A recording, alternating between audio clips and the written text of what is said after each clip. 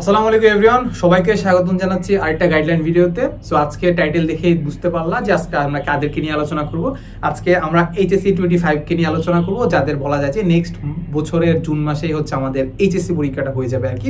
So এর আগে তোমাদের বলা যায় যে তোমাদের কিছুদিন পরে বা কয়েক মাস পরে তোমাদের আসলে টেস্ট পরীক্ষা শুরু হয়ে যাবে, ঠিক আছে। সো এখন বলা যায় যে আসলে তোমাদের এই টাইমটাতে তোমরা যাদের কিছুই পড়া হয়নি, সো তাদের আসলে করণীয় কি? কিছুই পড়া হয়নি বলতে একদম কিছুই না, মানে একদম মানে কি করলাম, উড়ে বেড়াইছো, ঠিক আছে। সো এইচএসসি লাইফের সাথে মিলাই এইচএসসি লাইফে ভাবছো যে খুব চিল কাটবে। সো এখন মোটামুটি বলা যায় এখন কাইন্ড অফ ধরা খেয়ে গেছো, বুঝতে পারলা যে আসলে তোমার কি পড়া উচিত, ঠিক আছে।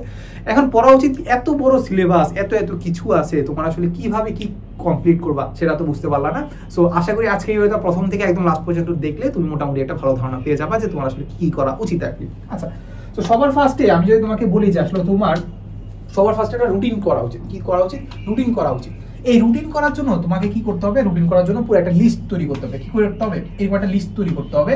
এই লিস্টের মধ্যে তুমি লিখবা যে আসলে তুমি কোন চ্যাপ্টারগুলো পারো আর কোন চ্যাপ্টারগুলো পারো না, কোন চ্যাপ্টারগুলো পারো কোন চ্যাপ্টারগুলো পারো না। এখন তুমি তো জানো যে আমি তো ধরে নিচ্ছি তুমি খারাপ স্টুডেন্ট কি মানে ফাঁকিবা স্টুডেন্ট। সো পড়ছো কেন একটা, আর বাকি কি সব বাকি সব বাকি। তো আরেকটা দিলাম, যা দুইটা পড়ছো আর বাকি সব চ্যাপ্টারগুলো বাকি।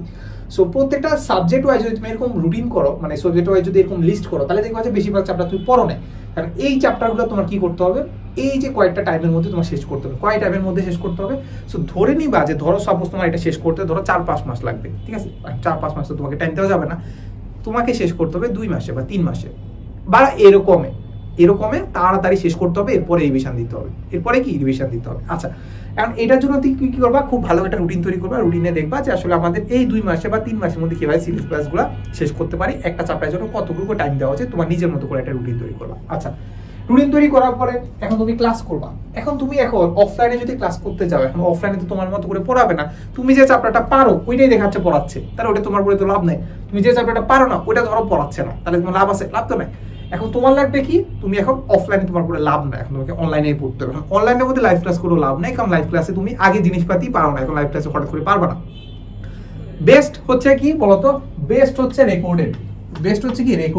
তুমি যে চ্যাপ্টার পারো না ওই চ্যাপ্টারের রেকর্ডেড ভিডিওটা দেখে ফেলো, দরকার হলে 2x দিয়ে দেখো,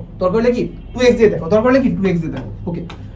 সো আমি খুব বেশি একটা মানে সাজেস্ট করবো না 2x দিয়ে, বাট তোমার যদি মনে যে তোমার টাইম ওয়েস্ট হচ্ছে তাহলে 2x দিয়ে দেখে ফেলো। 2x দিয়ে দেখে ফেলে কি করবা, তাহলে ওইটা মোটামুটি একটা ভালো ধারণা পাইছো। ওই ধারণার পরে তুমি কি করবা, কাছে পরে এক্সাম দিবা। এখন এক্সামের আগে তুমি আরো কিছু প্র্যাকটিস করতে পারো। সেটা কি বলতো? সেটা হইতে পারে তোমার টেস্ট পেপার সলভ, সেটা হইতে পারে কি সেটা হইতে পারে কি কোশ্চেন ব্যাংক সলভ এখন দরকার নাই, কোশ্চেন ব্যাংক কি সলভ দরকার নাই। হইতে পারে অনুশীলনী ম্যাথ। বেশি মেইনলি ফোকাস করবা কিসে বলতো? মেইনলি ফোকাস করবা তোমার টেস্ট পেপারে। কোথায়? টেস্ট পেপারে। এটা করার পরে তুমি চলে যাবে এক্সামে। যত বেশি এক্সাম দিবা তত তুমি বুঝতে পারবা কোন জিনিসটাতে তোমার বেশি এফোর্ট দেওয়া লাগবে, বা কোন সাবজেক্টটাতে বা কোন চ্যাপ্টারটাতে বেশি এফোর্ট দেওয়া লাগবে, বা কোন টপিকটাতে বেশি এফোর্ট দেওয়া লাগবে। তো যেই টপিকটাতে তোমার বেশি এফোর্ট দেওয়া লাগবে সেটা কি করবা, এটা আবার চলে যাবা ক্লাসে, সেই ক্লাসটা আবার দেখে নিবা, ঠিক আছে। সেই ক্লাসটা কি আবার দেখে নিবা। এই হচ্ছে জিনিসপাতি। এরপরে সবার লাস্টে তোমার যে ডাউট ছিল, মাঝে অনেক ধরনের ম্যাথ করতে গিয়ে বা অনেক ধরনের আসলে কি করলাম, অনেক ধরনের আসলে এক্সাম দিতে গিয়ে অনেক ধরনের প্রবলেম ফেস করলাম, যেটা আসলে তুমি সলিউশন পাচ্ছ না। তো ওটার জন্য তোমাকে কোনো একটা টিচার বা কারোর কাছে একজন রাখতে হবে যে আসলে তোমাকে এই ডাউটগুলো তোমাকে সলভ করে দিবে। আচ্ছা, এখন এই যে এত কিছু যা বললাম এগুলোর মাধ্যমে কিন্তু তোমার আসলে এক ধরনের সবকিছু কভার হয়ে যাওয়ার কথা, বা 2-3 মাসের মধ্যে তোমার সবকিছু শেষ হয়ে যাওয়ার কথা, অ্যাটলিস্ট মোটামুটি হইলেও শেষ হয়ে যাওয়ার কথা।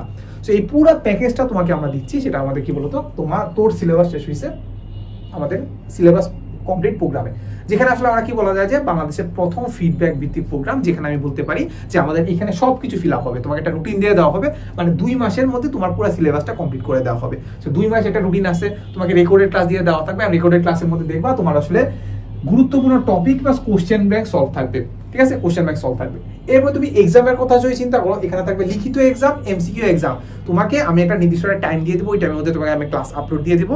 এর পরের দিন তোমাকে কি করতে হবে, ওটার উপর রিটেন এবং এমসিকিউ এক্সাম দিতে হবে। ওই এমসিকিউ বা রিটেন এক্সাম দেওয়ার পরে তোমার একটা লিডার বোর্ড আসবে যে তুমি আসলে কততম কোথায় স্ট্যান্ড করতেছো। আচ্ছা, কারণ একটা ফিডব্যাক ভিত্তিক প্রোগ্রাম কেন বলতেছি, এটা এই জন্যই বলতেছি, যদি আমরা দেখি যে তুমি আসলে বেশি মনোযোগ দিচ্ছ না, 2 মাসের মধ্যে সিলেবাস কমপ্লিট করতে তুমি একটা অমনোযোগী আসো, তাহলে আমরা তোমাকে গ্রুপ থেকে বের করে দেবো। কিক আউট করে দিব, সিম্পল কথা, কি করে দিব, কিক করে দিব, ঠিক আছে। তারপর 1-to-1 প্রবলেম সলভিং মেন্টরিং থাকবে, তার মানে এই যে ডাউট সলভ আছে এটা তোমার এখানে কমপ্লিট হয়ে যাবে 1-to-1। তুমি গ্রুপে পোস্ট করবা যে এই এটা আমি পারি না, আমরা তোমাকে সলিউশন করে দিব, ঠিক আছে। এই হচ্ছে জিনিসপাতি, মোটামুটি বলা যায় যে অনেকেই 4000 বা 5000 এর মতো সে প্রি বুক করে ফেলছে। সো আমাদের নিচে ডিসক্রিপশনে লিংক দেওয়া থাকবে, সেখান থেকে আসলে তোমরা কি করে ফেলতে পারবা, এনরোল করে ফেলতে পারবা আর কি, ঠিক আছে।